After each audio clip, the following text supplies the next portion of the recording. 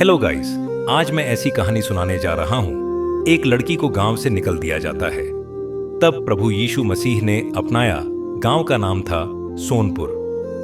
बाहर से देखने में शांत, हरा भरा और साधारण सा गांव, लेकिन भीतर से यह गांव उतना ही कठोर था जितनी उसकी मिट्टी गर्मियों में हो जाती थी। इसी गांव के एक कोने में टूटी फूटी झोपड़ी में रहती थी मरियम की जिंदगी शुरू से ही आसान नहीं रही थी। वह जब पैदा हुई थी तब उसके पिता ने दुख भरी सांस लेते हुए कहा था, लड़की हो गई, भगवान जाने अब इसका बोझ कैसे उठेगा। उसकी मां चुप रही, आंसू उसकी आंखों से गिरते रहे। उसी दिन से मरियम की जिंदगी पर दुख की छाया पड़ गई। बचपन से तिरस्कार मरियम बचपन से ही अलग थी। न उसके कपड़े अच्छे होते, न उसके पास खेलने के खिलौने। गांव की दूसरी लड़कियां जब उसे देखती तो कानाफूसी करती, इसकी मां भी कैसी औरत है, सुना है इसके पिता शराबी थे, इसके घर का साया ही अशुभ है।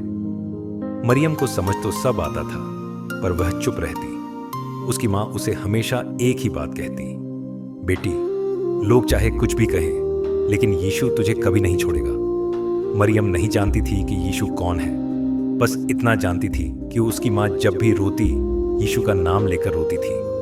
मां की मौत और अकेलापन। मरियम जब 12 साल की हुई तभी उसकी मां बीमार पड़ गई। झोपड़ी में दवा के पैसे नहीं थे, खाने को पूरा भोजन नहीं था। एक रात उसकी मां ने मरियम का हाथ पकड़ा और धीरे से कहा, मरियम, मैं जा रही हूं, लेकिन याद रखना यीशु को कभी मत छोड़ना। और उसी रात उसकी मां चली गई। गांव से कोई नहीं आया, न कोई ढाढ़स बंधाने, न कोई मदद करने। अगली सुबह मरियम ने खुद अपनी मां की चिता सजाई। लोग दूर खड़े होकर देख रहे थे, जैसे वह कोई अछूत हो। उस दिन मरियम पूरी तरह अकेली हो गई। जवान हुई पर इज्जत नहीं मिली। समय बीतता गया। मरियम जवान हुई। वह मेहनत करने लगी। किसी के खेत में, किसी के घर में झाड़ू पोछा, मगर हर जगह उसे तिरस्कार ही मिला। गांव की औरतें कहती, इसे अपने घर मत बुलाओ, पता नहीं कैसी है, इसके आने से घर अशुद्ध हो जाएगा। कई बार उस पर झूठे इल्जाम लगाए गए। कोई बर्तन टूट जाए तो दोष मरियम पर, कोई मुसीबत आ जाए तो कहाँ जाता, इसी औरत की वजह से हुआ है। मरियम रात को अपनी झोपड़ी में बैठकर रोती और फुसफुसाकर कहती, यीशु, अगर तू सच में है तो मुझे देख रहा होगा। यीशु से पहला सामना एक दिन गांव के बाहर से कुछ लोग गुजर रहे थे। वे गीत गा रहे थे, यीशु के प्रेम के गीत। मरियम दूर खड़ी सुन रही थी। किसी ने उसे एक छोटी सी बाइबल दी। उस रात पहली बार मरियम ने खुद पढ़ा, जो मेरे पास आता है मैं उसे कभी न निकालूंगा। यूहन्ना 6:37। उसकी आंखों से आंसू बहने लगे। उसने कहा, तो क्या मैं भी तेरे पास आ सकती हूं यीशु? उसी रात उसने अपने जीवन को यीशु को सौंप दिया। गांव का विरोध और बढ़ गया।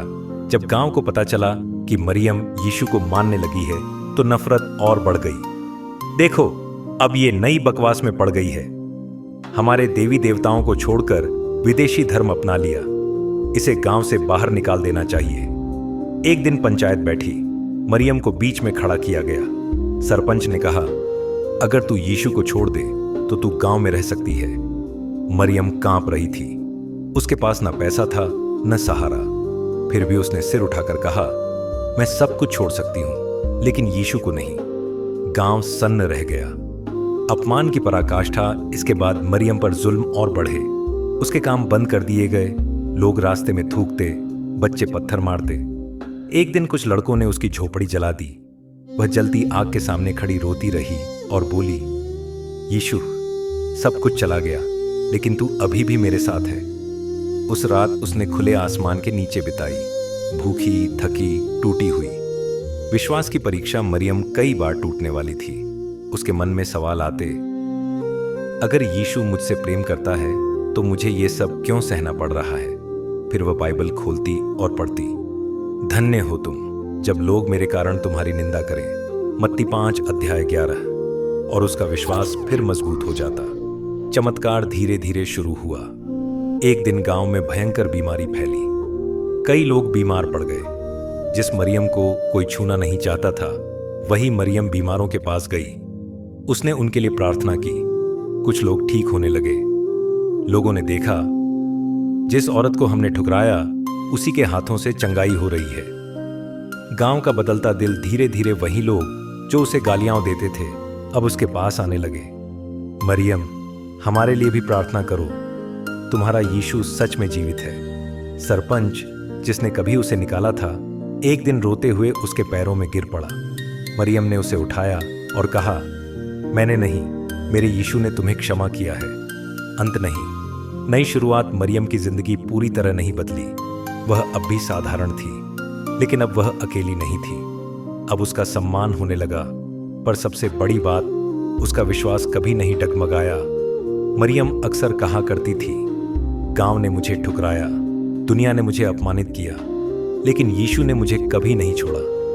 संदेश, यह कहानी हमें सिखाती है कि यीशु को मानने का मतलब आसान जीवन नहीं। सच्चा विश्वास दुख में परखा जाता है। जो यीशु को नहीं छोड़ता उसे यीशु कभी नहीं छोड़ता। धीरज धरने वालों के लिए प्रतिफल महान है। इब्रानियों 10 अध्याय 36।